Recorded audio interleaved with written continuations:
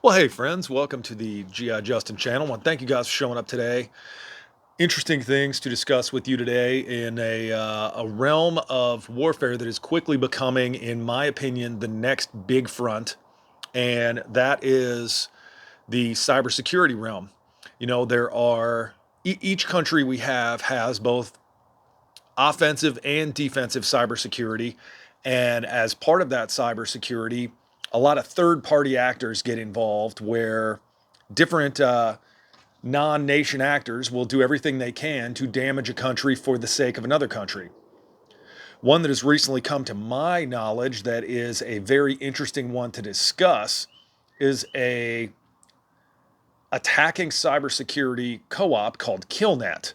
And what Killnet is, they are basically a Russian group of hackers who are hacktivists. They've decided that they want to hack everything Western that they possibly can and cause as much trouble and damage as they can get away with in various different ways. So basically, earlier in the year, they started going very offensive in an attempt to maybe take a little bit of the pressure militarily off of the Russian military, who's having a really tough go in Ukraine. And we've talked about that pretty significantly on several episodes, and I'm gonna link one of them up here in the little corner here, so that you guys can go back and look at that. If you haven't looked at it already, I highly recommend it because I'm really trying to break down what's going on in Ukraine as much as I possibly can, because I think it is very important on the world stage, both for us as Americans and for the entire world, kind of in general. So basically what happens is Killnet has targeted Lithuania specifically, basically trying to shut down as much of Lithuania's infrastructure as it can and force Lithuania to do business with Russia. So they target their infrastructure, and as part of their ransom, so to speak, to turn things back on, they will say, hey, you need to make this trade deal with Russia happen. We'll turn all your lights back on. We'll, allow your internet to function again, so long as you do what we say. And that's something that across the spectrum you're seeing a lot more of when it comes to these groups is ransom. Uh, Estonia has also been targeted. Their government services websites were all put in total lockdown by this group called Killnet. And one of the other things that these guys really like to do is it's called distributed denial of service. And what they do is take a website, and if you can imagine, a website has a certain amount of activity that it can reasonably deal with, a certain amount of requests for information, requests for services coming back and forth. Well, if you can crank up the number of requests beyond the point that the servers of that website cannot handle it and the traffic overwhelms the service, then it becomes a distributed denial of service attack, where basically the website cannot handle the traffic and shuts down because it has no ability whatsoever to continue.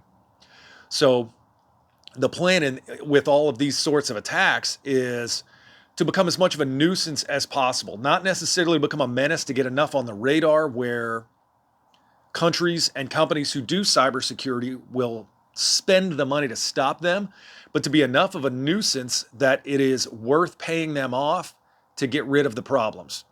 So a bunch of research papers have come out really recently discussing the role that these guys have played on the war in Ukraine in terms of attacking Ukrainian infrastructure and the things that they're doing. And what they've really done a good job of is, instead of attacking the critical infrastructure of Ukraine, they're attacking some of the more minor systems where mass attacks against high profile targets isn't really these guys' MO. What they're going to do is attack a whole bunch. It's like there's a theory called death by 1,000 paper cuts, where once a day you get one tiny paper cut and you bleed a little bit. And over time, they continue to cut and cut and cut and cut. And on a long enough time frame, you have so many open wounds that you bleed to death by paper cut. And that's kind of these guys' MO.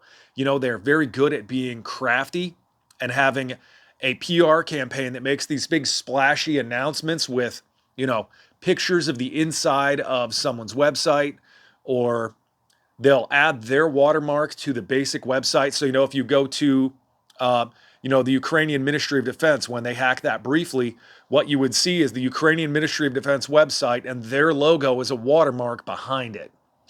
Splashy, I mean, very, very fancy, very big deal that looks super amazing.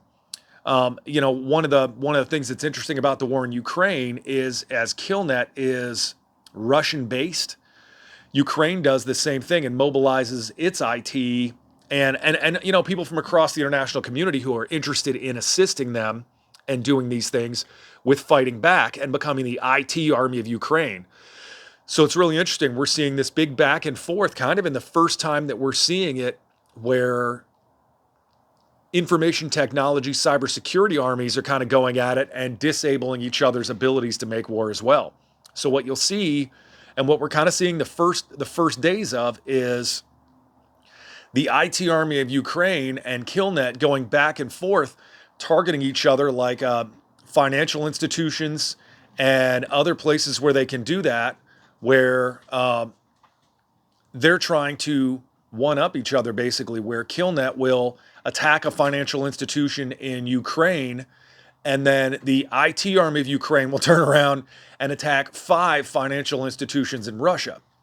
So, interesting thing here is the Russian government does not acknowledge the existence of Killnet, even though there are some little signs, that there's a little cooperation going on.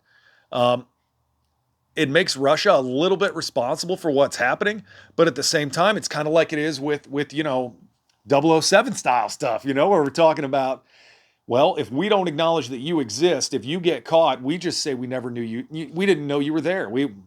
You just happen to be private citizens doing the things you want to do, and we had no idea. We're shocked, just like everybody else is.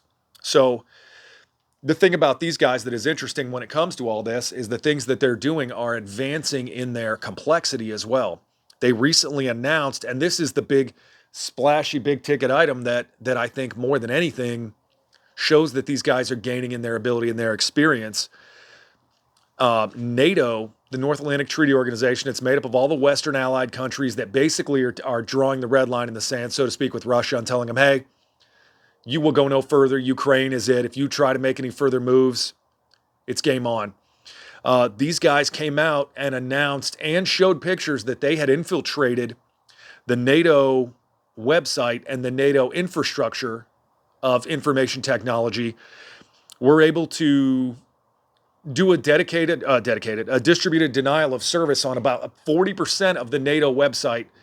And that kind of says, hey, these guys are kind of here to play. Like, they're not messing around. They're going for the NATO website now. Thing that is most impressive, if that's the word you want to use, about their ability to do this, they claim to have stolen reams of classified NATO material, where they're starting to release these screenshots of internal NATO memorandums and internal NATO plans. Question there is, if they are in fact allied with the Russian government, is this something they turned over? Did they take these military war plans and say, hey guys, hey Kremlin, here's something you'd really like to see. Check out what Ukraine wants to do soon. I think there's a high likelihood, mainly because if you look at where they are in terms of the front, so to speak, of the war, Russia has started making some gains again. And all of the areas that we had pushed them back, so to speak, in terms of our weapons and our technology that we're assisting the Ukrainians with, the Russians are kind of working out ways, working some end arounds on these things that maybe show that they may have seen our cards, so to speak. So it really is another interesting front to this fight that the Ukrainians are having, where cyber warfare, again, just like drone warfare, we talked about how drones are now spotting artillery, how drones are being weaponized. Off-the-shelf drones that you can go to Walmart and buy are being loaded with hand grenades and mortar rounds and all these different things.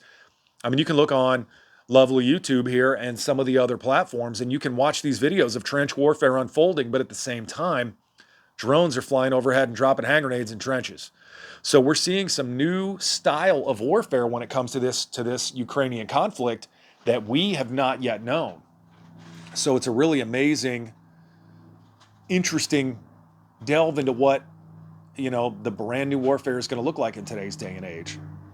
So it's really curious. I think that we will most definitely learn from it. And, you know, I'd said it before, but it kind of happened over the weekend. It's worth noting that a Russian Tu-90 tank, T-90 tank was spotted on a flatbed truck in America. So that means, like I said, what's happening is their technology, that is why Russia has been so reticent to send technology forward, is that we are literally getting that technology off the battlefield, bringing it to America and poking at it and finding out where it works and where it doesn't. So some of these things are happening. I mean, it's playing out a little bit like we thought it might.